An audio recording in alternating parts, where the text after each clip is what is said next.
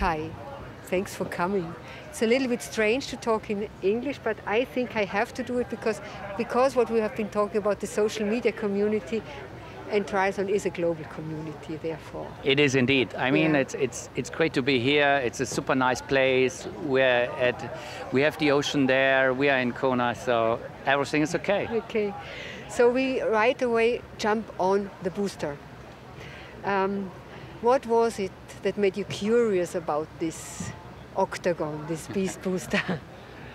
I mean, I was in touch about 5 or 6 years ago already. I'm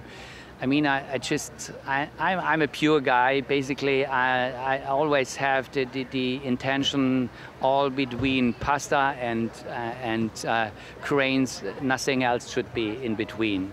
So, but then I figured out, hey, there's something on the market, and potentially it's worth to step in here. I hate to have any supplements or so, but the booster is a bit different to that. And I mean, I have no idea what happened really and when it happened, but I tried it.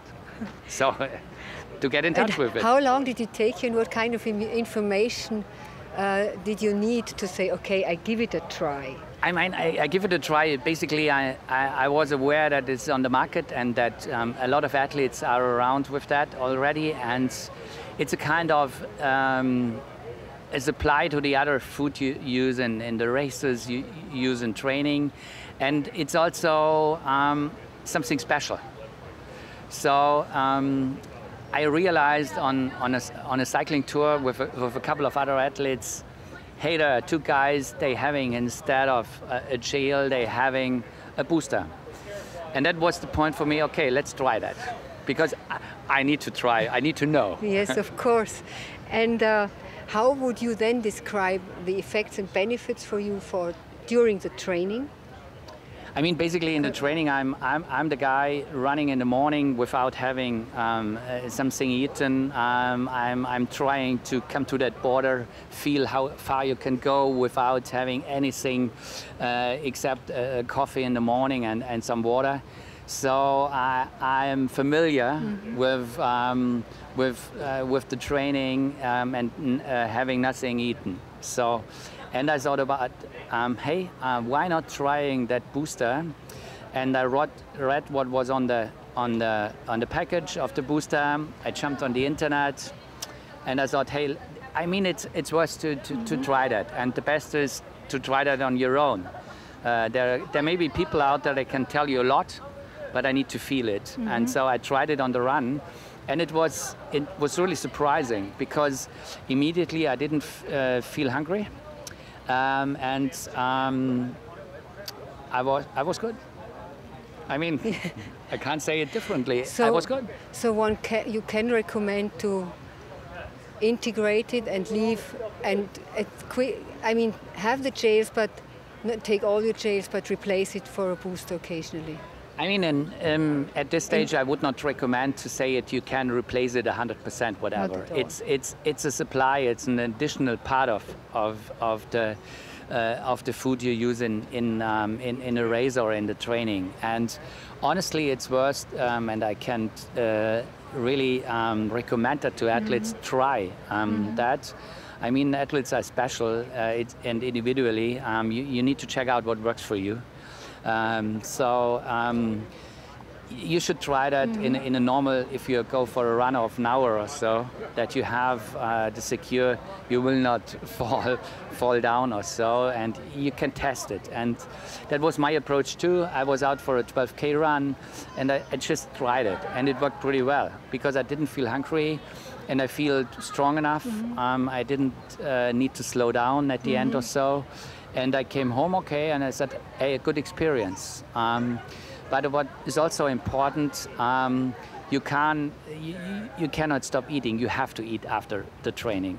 So that's important to know. Of course, it's not food. I mean, it's not food. It's low calorie. Yeah. It's more bioactive molecules and activation and regulation.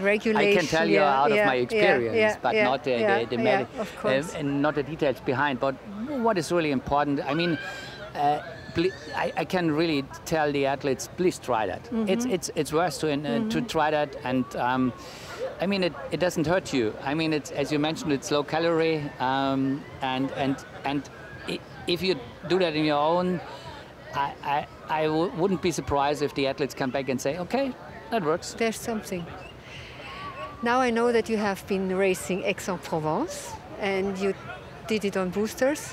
Did you have a schedule up front, or did you decide during the race when to take it? And how did you feel when, how was this feeling when you said, now I need one?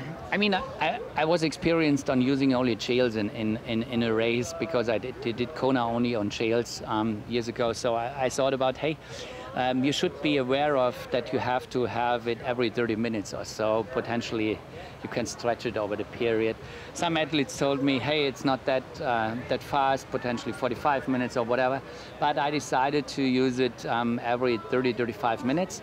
And that was a good choice. I mean, I did the whole race on booster, so great experience. And I mean, I had a good bike, an average of 35K.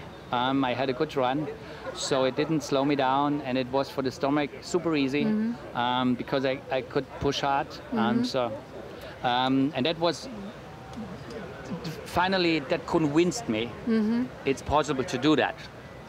If everybody can do that, I do not know. If you have to use a mixture with gels and booster, I mean, you need to figure out that individually. Yeah.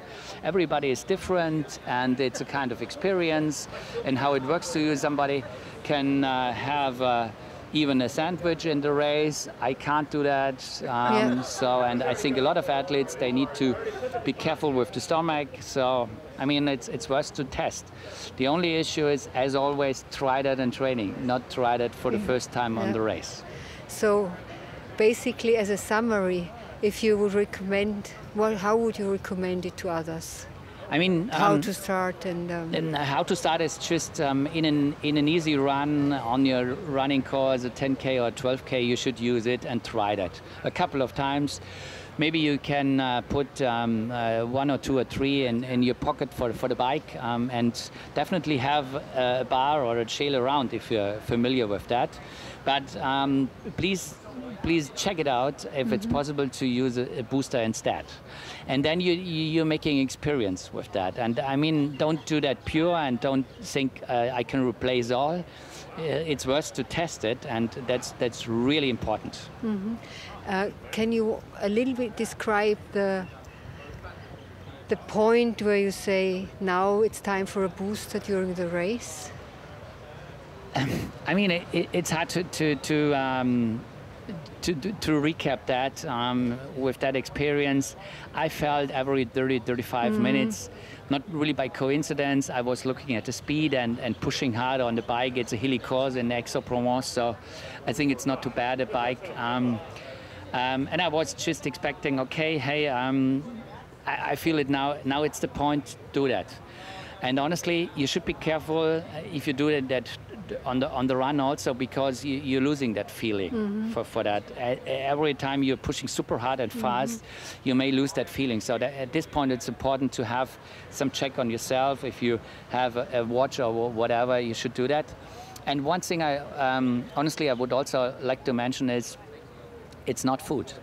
Just be aware after finishing or whatever the point is, you need to grab some food immediately, because otherwise you're definitely falling down. Parts, yeah. I mean, it's a mental story also, but hey, it's an individual experience. I can only say it worked pretty well for me. I felt good about. I had a good feeling, and honestly, I'm happy that I tried it. Thank you very much. And I hope we see the booster on the race course next year. Whatever we can do, we will try it out. Okay, thank you. Thanks a lot. Vielmals.